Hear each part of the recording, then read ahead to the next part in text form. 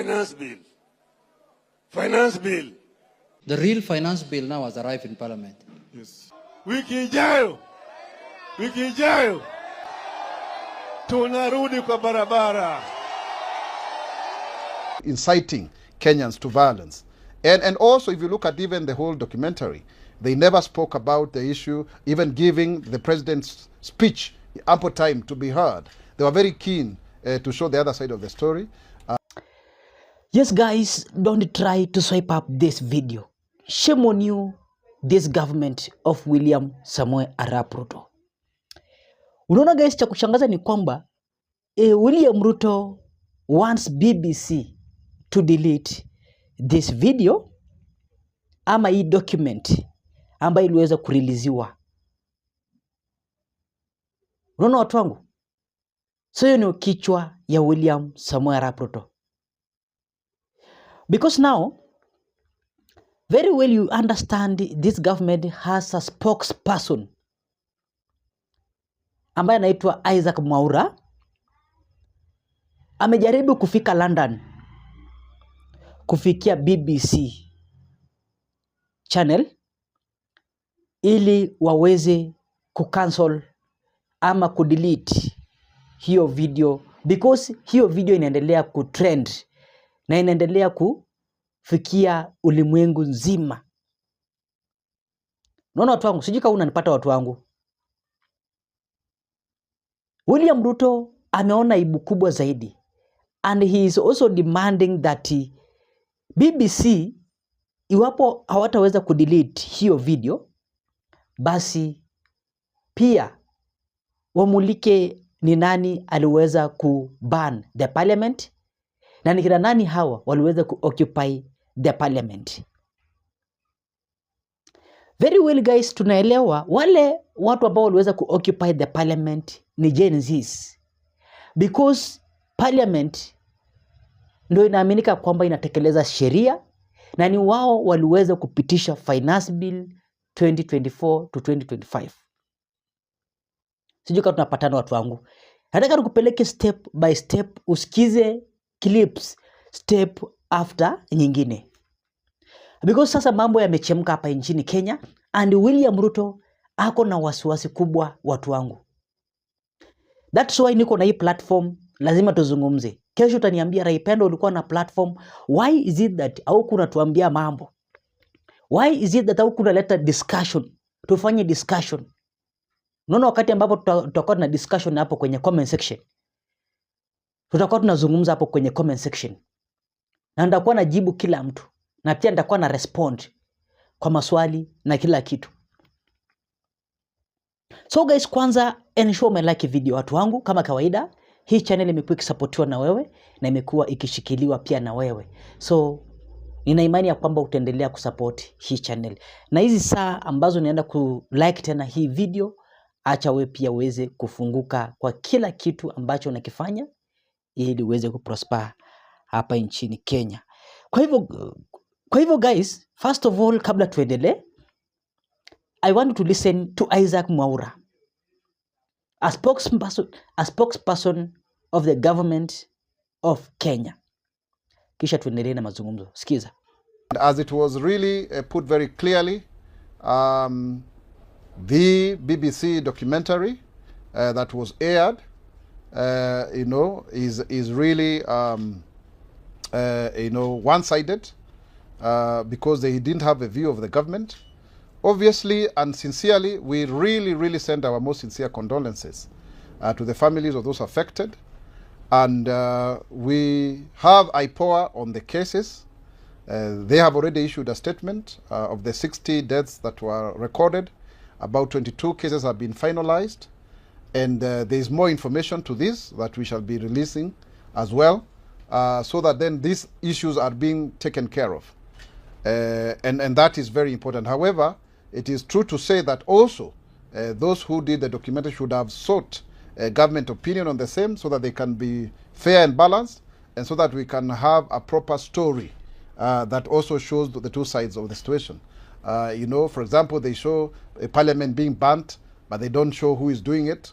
They seem to minimize the the various the vandalization that happened in Parliament, and going forward, because we cannot have a country that also is led through anarchy and mayhem. Yes, there were legitimate concerns. They never even gave a proper account of the issues within the finance bill, because we do not want a situation where we have people inciting Kenyans to violence.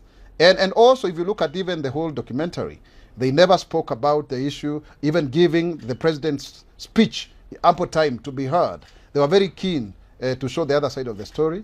And there are always at least two sides of a story. And there is also the government position on this issue. And once again, I would want to say, as a government spokesperson, on behalf of the government, that we send our sincere condolences to those that are departed. Every life is important, and IPOA is getting to the bottom of it. And it is important that we have a dialogue and conversation, but then where you hear both sides of the story, not just one side, as if you have a premeditated narrative.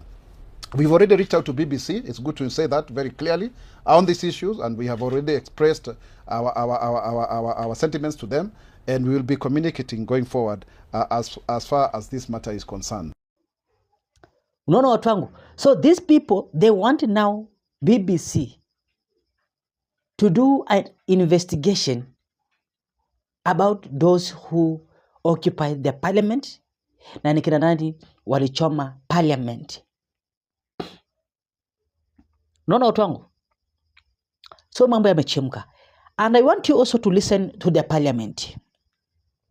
Even the parliament yesterday ilijam completely. Kuna wale ambao wako side ya serikali na kuna wale ambao wanaendelea kuconfront hii serikali ya William Ruto about hii BBC documentary reports ambayo iliweza kuwa delivered to the world.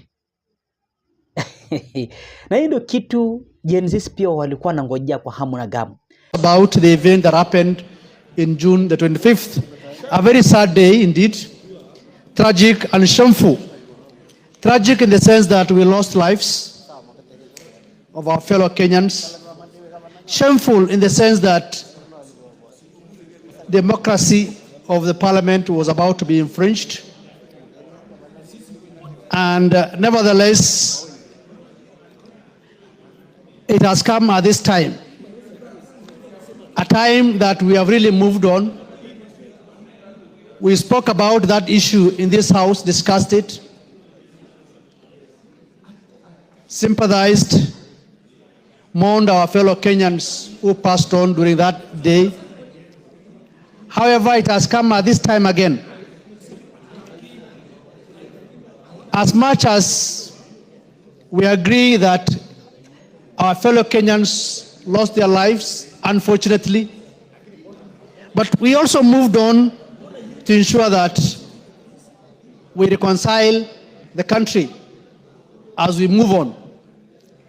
BBC World Service has attended to this matter in a way that also looked at the Kenyan society or African society as something that discriminatory, sort of, if I may say so. Honorable Speaker, it looked like our media stations also picked it up without questioning how BBC World Service aired the story. It happens world over. People are killed, our people are killed, we sympathize, we moved on. Even world over. Remember, there was the same issue or similar in Capitol Hill. BBC World Service never took the opportunity to say something. It happened in London, they never said it. It happened in many Western nations, they never said it. Above all, there's the killing of women and children in Gaza, and BBC World Service never speak about it. Unfortunately, where 50,000 have been killed so far, especially women and children by a country. They never cover those things. So I think the timing of that report, and it comes at a time when IPOA and other executive agencies are doing an investigation, and they never shared that with them. Let us not subjugate or discriminate against our own agencies that we think are doing their jobs. It's a matter of us saying, let us ensure that they have capacity to do their job. But let us not clap hands for foreigners who always come and say, this is wrong, what you're doing. Pointing fingers at whatever we do. BBC is a world-renowned station, media station. They have never talked about the genocide that is happening in Gaza, and yet it's a world service. But they want to incite at this time. So, Honorable Speaker, I think why I'm raising this point, because the title itself talks about bloodbath parliament. They should have talked about the protests that happened that day in Kenya or Nairobi, but they chose to use the term bloodbath parliament. That is to also see parliament in a very bad light. This doesn't mean that we don't sympathize with our Kenyans who have been killed. We did here. We mourned them. We empathized with them. We sympathized with them. But the timings of this report by BBC World is unfortunate. And it touches on lack of patriotism also on our part, trying to showcase things done by a foreign media.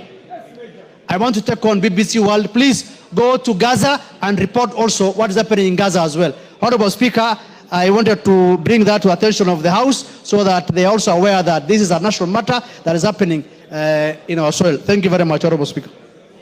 Na usisahau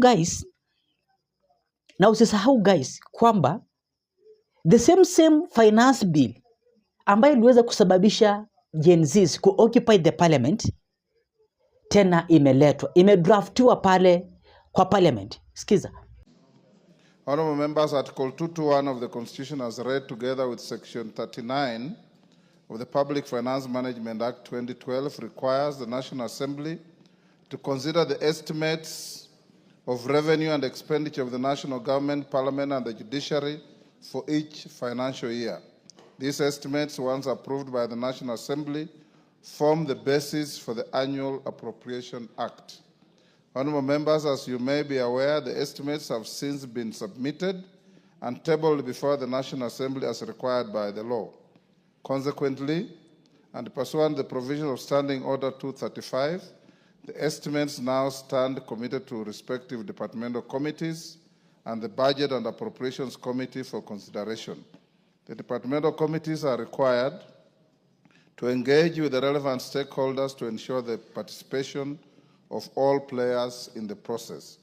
It should be noted that the Budget and Appropriations Committee is required to discuss and review the budget estimates and make recommendations to the House, taking into account the recommendations of the departmental committees, the views of Cabinet Secretary for the National Treasury, and the general public. Honorable members, I also wish to inform the House that I've received the draft Finance Bill 2025 from the Cabinet, which relates to the revenue-raising measures for the budget submitted. It will be committed to the Departmental Committee on Finance and National Planning for consideration and public participation upon publication and first reading. Indeed, members will note that the House is scheduled to proceed for recess at the rise of today's sitting.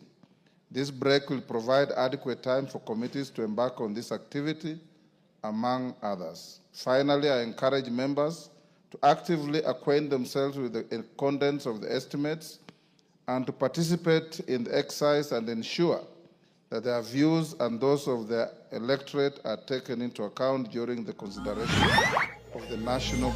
Mr. Speaker, as in line with your communication, the real finance bill now has arrived in Parliament. Yes. Mr. Speaker, you remember the last 2 months, let's say, there have been a finance bill that has been circulating and people discussing in public forums, claiming that, oh, there is this taxation, there is that taxation. We want to urge Kenyans from the floor of this House that the real finance bill is with us now. There should be no misinformation, disinformation, misrepresentation, and misinformation of the public, Mr. Speaker.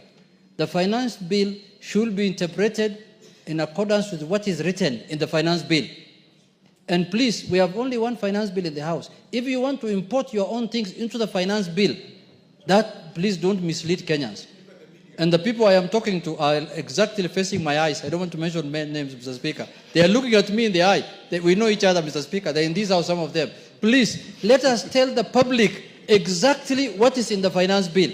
If there are no more taxations, there are no more taxations. Let us not import things into the finance bill that does not exist. Unaona watu wangu? So imekuja kwa wakati mzuri tena zaidi, wakati ambapo hii document imeweza kuachiliwa. Na ndio kila mtu alikuwa anangojea. So hii finance bill wanangojea if tena member of parliaments wataweza kupitisha. Na kabla iweze kupitishwa, lazima watu wa Kenya watasoma, Gen Z watasoma. Kama iko na problem, iwapo William Ruto ataambiwa atupilie mbali hiyo finance bill, asi-approve, then atumie tena kichwa yake maji, then inchi ya Kenya tena itachemka mbaya tena zaidi. Then William Ruto atafika 2027. Unaona watu wangu? So mambo yamechemka zaidi. William Ruto wakati ambapo ana demand BBC waweze kucancel hiyo video ama waweze kufanya uchunguzi ni nani walikuwa na occupy parliament and so on. Huku pia anaendelea bado kufanya ni kuinject another finance bill. Na tunaarifiwa kwamba hiyo finance bill ni same na ile ya 2024 ambayo iliweza kutambariza Gen Zs in 2024 June of 25th. Unaona watu wangu? So niambie kwenye comment section jinsi ambavyo unafikiria hii serikali ya William Ruto jinsi ambavyo inahangaisha wa Kenya. Kwa hivyo siku njema, bye bye.